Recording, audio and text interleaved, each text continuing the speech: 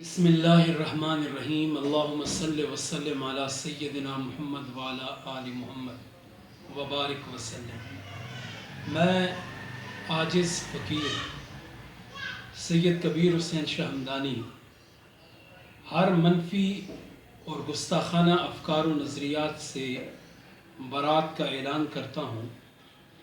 گھٹن زدہ محدود اور مقید خیالات و افکارات نے لوگوں کے اذہان کو جکڑ رکھا ہے۔ جو جس دائرے میں قید ہے وہ اسی کنویں کو سمندر سمجھ بیٹھا ہے۔ کوئی اپنے خود ساختہ قائد اور رہنما کو جبریل علیہ السلام سے کم درجہ دینے کا روادار نہیں ہے، اور اسی پیمانہ عالیہ پر ان کی ہر بات کو حرف آخر ماننا ان کا وتیرہ بن چکا ہے۔ اپنے رہنماؤں کی غلطیوں پر ڈٹ جانا عجب کہ وہ قبر کی روشنی سمجھا جانے لگا ہے۔ ہر کہو میں فیس بک کا مفتی اور عالم اجل بن چکا ہے، حالانکہ بیان علم کے لیے 16 علوم کا ماہر ہونا ضروری ہے۔ آپ کو لغت بھی آئے، نحو، تعریف، اشتقاق، معانی، بیان، بدیع، قرات، اسباب، اصول حدیث، اصول فقہ، تاریخ، دلالات، اشارات، اقتضاء، قیاس اور شرائط میں مہارت اگر آپ کو ہو تو آپ بیان علم کر سکتے ہیں۔ جسے قرآنی آیات کا ترجمہ کرنا بھی نہ آتا ہو وہ مفسر بن گیا، اور جو احادیث کی عبارت بھی پڑھنے سے قاصر ہے وہ محدث بن گیا۔ میرے اللہ آگ لگ جائے اس قانون کو جس نے جاہل کو عالم بنا دیا۔ اس تفنن زدہ ماحول میں میرے آقا کریم صلی اللہ علیہ وآلہ وسلم کی نصیحت کے مصداق گوشہ نشینی اور بکریاں لے کے پہاڑوں پہ چلا جانا ہی ایمان بچانے کا قرینہ ہے۔ اگر یہ سلسلہ روزگار میرے آڑے نہ آتا تو یقیناً میں بھی اس سنت پہ عمل کرنا ہی فخر سمجھتا ہوں اور ایمان بچانے کا ذریعہ اور قرینہ سمجھتا ہوں۔ اب تو میرا بھی تقریروں سے جی بھر گیا، اور اب تو میں بھی گوشہ نشینی کی زندگی اختیار کرنے کو ہی اپنی آخرت کی نجات کا ذریعہ سمجھنے لگ گیا۔ اللہ کی بارگاہ میں دعا ہے کہ باری تعالیٰ وہ اسباب پیدا کر دے کہ میں اب یہ تقریروں اور یہ دنیا زدہ ماحول کو چھوڑ کے میں صرف اور صرف اللہ اور اس کے رسول کی بات کسی جنگل میں بیٹھ کے لکھنا شروع کر دوں۔ مولوی اشرف صاحب نے جس فتنے کا دروازہ کھولا وہ اب گہری کھائی بن چکا ہے۔ انہوں نے ایک بم چھوڑ دیا جس کے جواب میں تعویلات، تصدیقات، الزامات اور منچاہی تحریفات نے گمراہی کی نئی راہیں دکھلا دی ہیں۔ تو اس آڑ میں کوئی صحابہ کرام پہ برس رہا ہے تو کوئی اہل بیت کو اپنے پیمانہ فکر پہ ماپ رہا ہے۔ میں نام نہیں لیتا، لیکن میں نے یہ بھی سنا کہ سیدہ عائشہ صدیقہ رضی اللہ تعالیٰ عنہ علیہ باللہ خطا پر تھی۔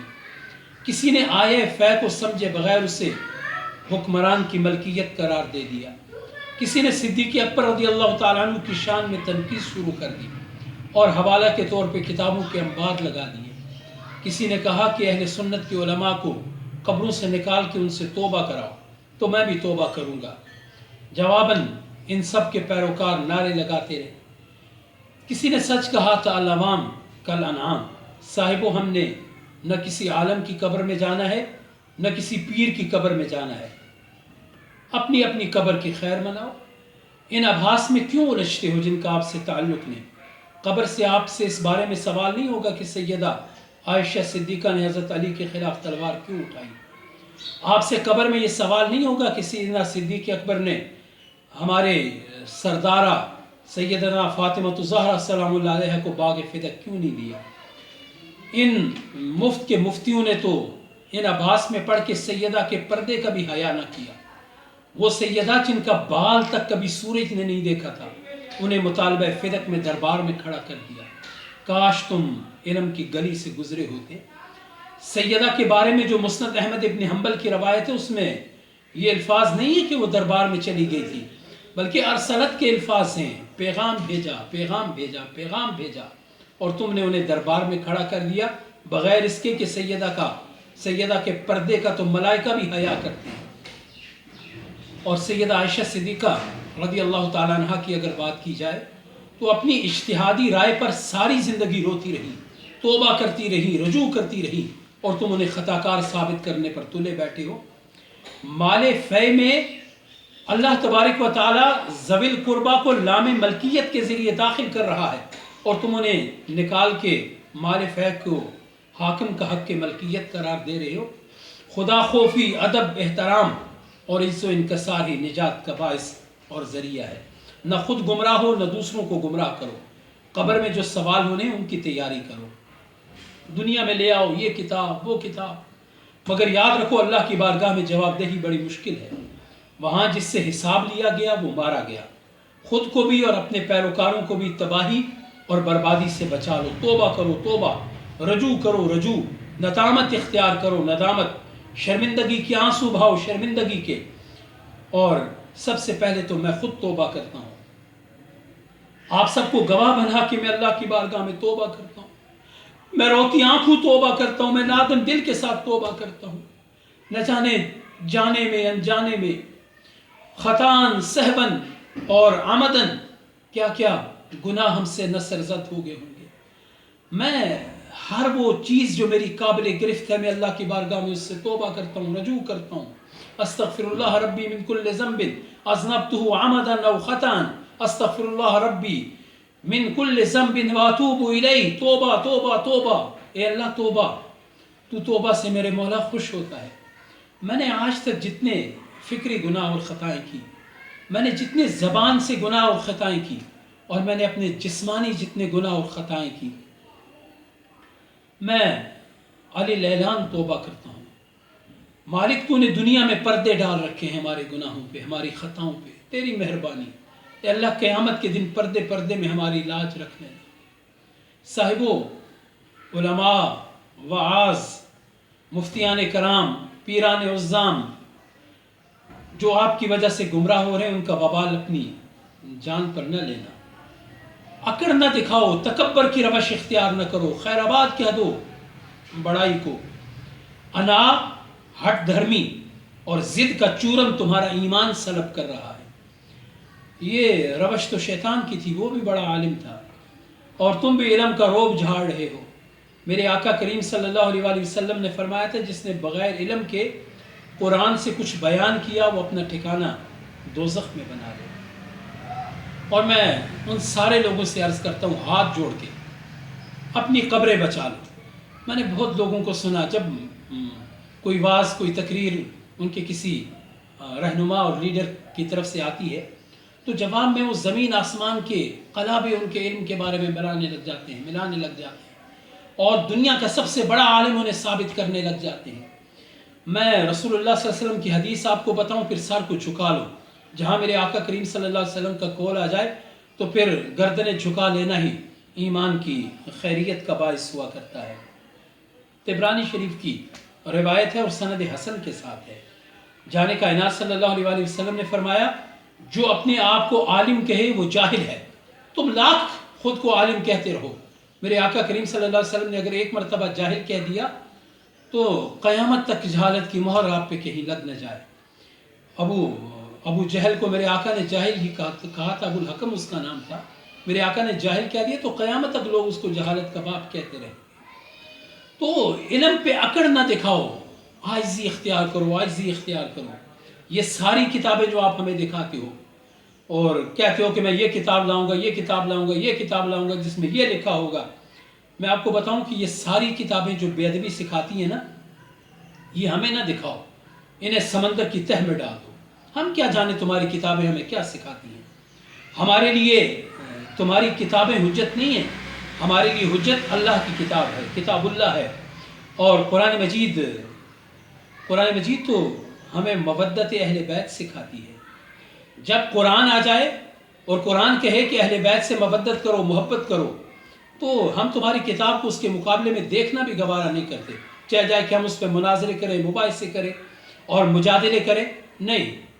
بس ایک دعا کرتے ہیں کہ میرے مولا جو اہل بیت کے گستاخ ہیں، جو صحابہ کرام کے گستاخ ہیں، اگر وہ سچے ہیں تو ہمیں برباد کر دے گا، اگر ہم سچے ہیں تو مولا تو انہیں برباد کر یہ رسول اللہ صلی اللہ علیہ وآلہ وسلم کی سنت بھی ہے اور قرآن کا سکھایا ہوا طریقہ بھی ہے۔ موبائلہ ضروری نہیں کہ میں مینار پاکستان سے جا کے چھلانگ لگا دوں، یہی ہمارا موبائلہ ہے۔ ضروری نہیں کہ میں تندور میں اور آتش میں جا کے کود جاؤں۔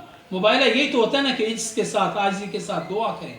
تو ہمارے پاس کوئی دلیل نہیں ہے سوائے اللہ کی بارگاہ میں عاجزی کے ساتھ سر جھکا کے دعا کرنے کے، یا اللہ جو اہل بیت کا گستاخ ہے، جو صحابہ کرام کا گستاخ ہے، یا انہیں برباد کر دے، اور اگر ہم سچے نہیں ہیں تو ہمیں برباد کر دے۔ ہم عجیب لوگ ہیں، اہل بیت اور صحابہ کرام کو تو ہم معصوم ماننے کے لیے تیار نہیں ہوتے، مگر جو ہمارا مرکز عقیدت ہے، جس کے پیچھے ہم چلنا پسند کرتے ہیں، اس کو معصوم ثابت کرنے کے لیے ایڑی چوٹی کا زور لگا دیتے ہیں۔ یاد رکھنا، جو آدمی خود نیک نہ ہو وہ دوسرے کو نیک کیسے کر سکتا ہے؟